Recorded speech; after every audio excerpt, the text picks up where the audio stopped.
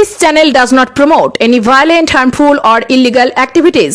All content provided by this channel is meant for an educational purpose only. Ramnagar ২ নম্বর পঞ্চায়েত সমিতির VIP রুমে মত বিতর্কে নিয়ে শাসক বিরোধী তোড়জোড়। রামনগর ২ নম্বর পঞ্চায়েত সমিতির এক ভিআইপি রুমে মদ রয়েছে বলে সোশ্যাল মিডিয়ায় প্রচারিত হয়। রামনগর ২ নম্বর পঞ্চায়েত সমিতির সদস্য মাধবেন্দ্র সাউ এই অভিযোগ তোলেন, যাকে ঘিরে রামনগরের শাসক বিরোধী তোড়জোড় তুঙ্গে। রামনগর ২ নম্বর পঞ্চায়েত সমিতির মিটিং হলের পাশের রুমে নাকি বসেছিল মদের আসর। তার প্রমাণস্বরূপ সোশ্যাল মিডিয়ায় ছবি ভাইরাল করেন রামনগর ২ নম্বর পঞ্চায়েত সমিতির সদস্য মাধবেন্দ্র সাউ।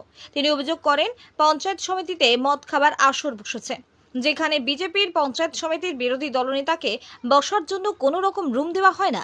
পঞ্চায়েত সমিতির রুম ব্যবহার করে দেদার খাওয়া হচ্ছে মদ, যদিও সেই ছবি কোথাকার তা স্পষ্ট নয়। মদের বোতল, জলের গ্লাস ছবি থাকলেও কোনো ব্যক্তিকে সেই ছবিতে দেখা যায়নি।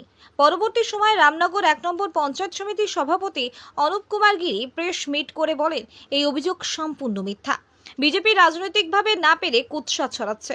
ওই ছবির সত্যতা নেই বলে দাবি করেন পঞ্চায়েত সমিতির সভাপতি আরও বলেন, নিয়মিতভাবে বিরোধী দলের সদস্যদের পঞ্চায়েত সমিতির প্রত্যেক মিটিংয়ে আহ্বান করা হয় ও তাদের যথাযথ সম্মান দেওয়া হয়। অন্যদিকে মাধবেন্দ্র সাউ সংবাদ মাধ্যমের মুখোমুখি হয়ে আবার বলেন, তিনি রীতিমতো চ্যালেঞ্জ করে বলতে পারেন এই ঘটনা সত্য। তিনি নিজে সেই দৃশ্য দেখেছেন। মিটিং হলের পাশেই রুমে তিনি মদের বোতল বসে থাকতে দেখেছেন। তিনি সিবিআই তদন্তের দাবিও জানান। তিনি বলেন, তিনি যদি মিথ্যা প্রমাণিত হন তাহলে পঞ্চায়েত সমিতির পদ থেকে তিনি পদত্যাগ করবেন।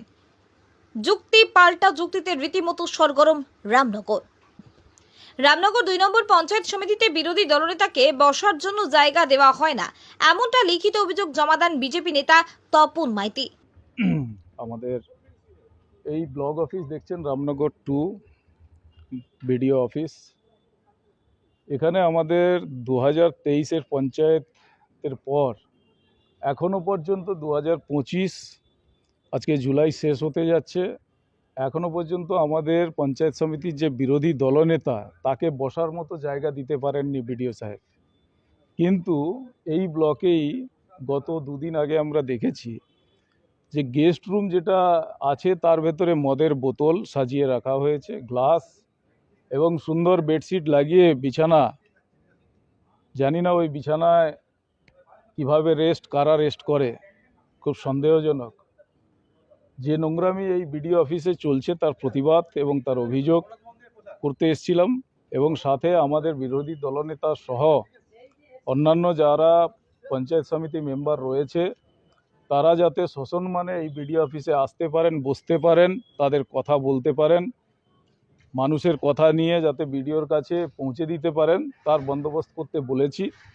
এখানকার বিডিও বলেছেন আমাকে যে খুব অল্প দিনের ভেতরেই, কয়েকদিনের ভেতরেই এই বন্দোবস্ত করবেন, সেটা আমরা সামনে দেখতে পাব।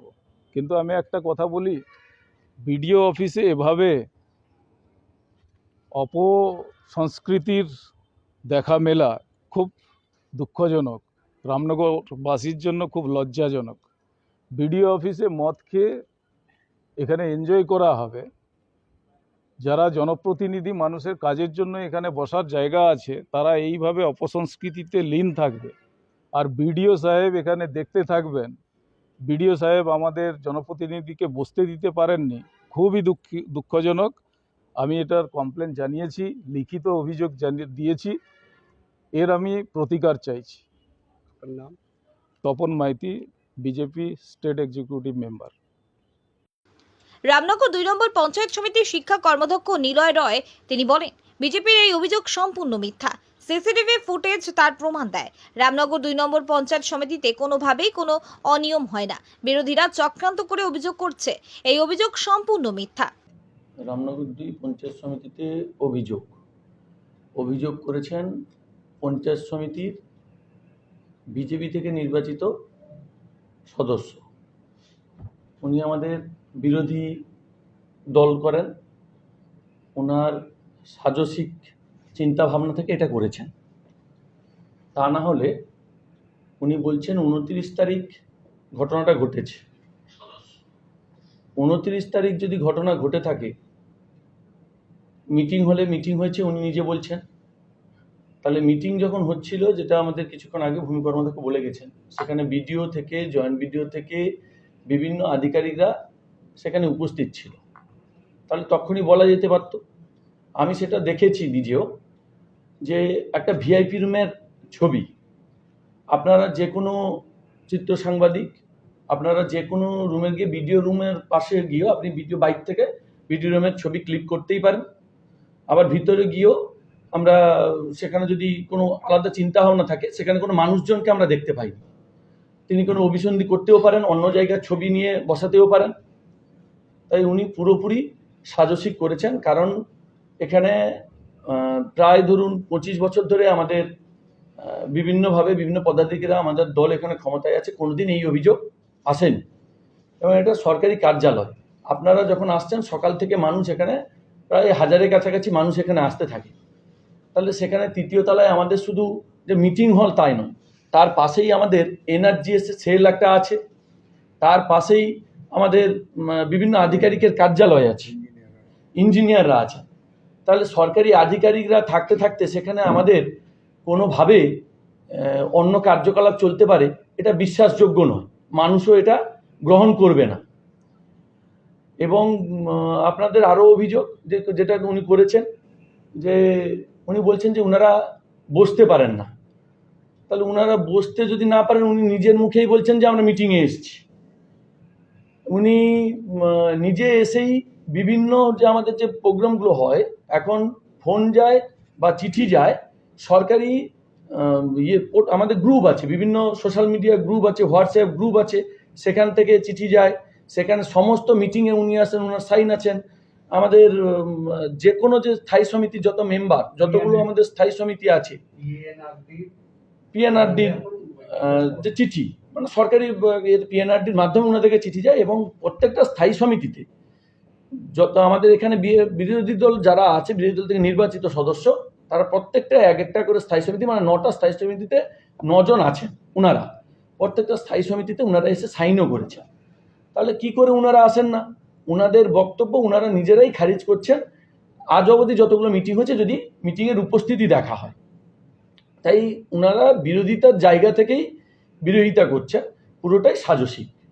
সামনেই রয়েছে বিধানসভা নির্বাচন, তার প্রাক্কালে রামনগর 2 নম্বর পঞ্চায়েত সমিতিতে মত রাখার বিতর্ক নিয়ে রীতিমতো সরগরম হয়ে পড়েছে রামনগরের রাজনীতি মহল। এই বিষয়ে রামনগর 2 নম্বর ব্লকের ভিডিওর কোনো প্রতিক্রিয়া পাওয়া যায়নি। সেই মুহূর্তে আমি ব্লকে ছিলাম, এবং তার যদি স্ট্যান্ড পয়েন্ট, যদি ব্লকের যদি ছবি যদি না হয়, এবং আমি এই অনুপ গিরি সহ তার মমতা ব্যানার্জিকে চ্যালেঞ্জ করছি। আমি মমতা ব্যানার্জি প্রত্যেক কথা সিবিআই দাবি করতেন, সিবিআই তদন্ত ইনভেস্টিগেশন হোক, যদি প্রমাণ না করতে পারি মাধবেন্দ্র সাহু পঞ্চমীতে পদত্যাগ করবে মাধবেন্দ্র সাহু, এটা আমি চ্যালেঞ্জ করে বলে গেলাম। অনুপ গিরির এই ফেক কথা, হ্যাঁ, মাধবেন্দ্র সাহু যেটা করে জেনুইনভাবে করে, ওই ফেকের কোনো প্রশ্ন নেই। এটা তার কর্মাধ্যক্ষ অরুণ দাস নিজে স্বীকার করেছে, আমার বিরোধী দলনেতার কাছে, সুব্রততার কাছে স্বীকার করেছে যে এই ধরনের ঘটনা ঘটেছে, এবং উনি ধমকান চমকান করেছে আমার বিরোধী দলনেতাকে, তার রেকর্ডিং আমাদের আছে। এবং আজকে আমরা তার পাল্টা হিসাবে বিডিও সাহেবের কাছে আমরা লিখিত কমপ্লেন দিয়েছি। চ্যালেঞ্জ করুক আমার সাথে, আমি মাধবেন্দ্র সাহু বলছি, চ্যালেঞ্জ কর, দম থাকলে সিবিআই তদন্ত করুক। মমতা ব্যানার্জির দম থাকে, মাধবেন্দ্র ফেক নিউজ ছড়িয়েছে, আমি চ্যালেঞ্জ করছি, বারে বারে চ্যালেঞ্জ করছি। বলছেন যে রামনগর পঞ্চায়েত সমিতিকে আপনি বদনাম করার চেষ্টা করছেন। কোনো বদনাম নয়, আমি মানুষের হয়ে জনপ্রতিনিধি করতে গেছি, আমি কাউকে বদনাম করতে যাইনি। যেটা ঘটনা দেখেছি, সত্য ছবি তুলেছি, সেইটা প্রকাশ করেছি। আমি তো বলছি চ্যালেঞ্জ করুক, আমি বিডিওর আমানায় মানহানি মামলা করুক, আমি বিডিও সাহেবের আমি আমার গ্রুপেও দিয়েছি।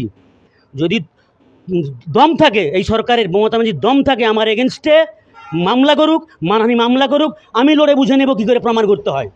আপনি যে সমস্ত অভিযোগগুলো করছেন সেগুলো সম্পূর্ণ মিথ্যা এবং ভিত্তিহীন বলে দাবি পঞ্চায়েত সমিতির সভাপতি। একদম 100% সত্য। আমার যে কথা সোশ্যাল মিডিয়ায় আমি বলেছি, যেটা বলেছি চরম সত্য কথা একদম, এবং এটা নিয়ে কোনো অতিরঞ্জিত কোনো কিছু নেই। প্রমাণ করুক, আমি তো বলছি প্রমাণ করুক, চ্যালেঞ্জ করুক আমার সাথে। জাহাঙ্গীর বাদশা রিপোর্ট, জেবি লাইভ নিউজ।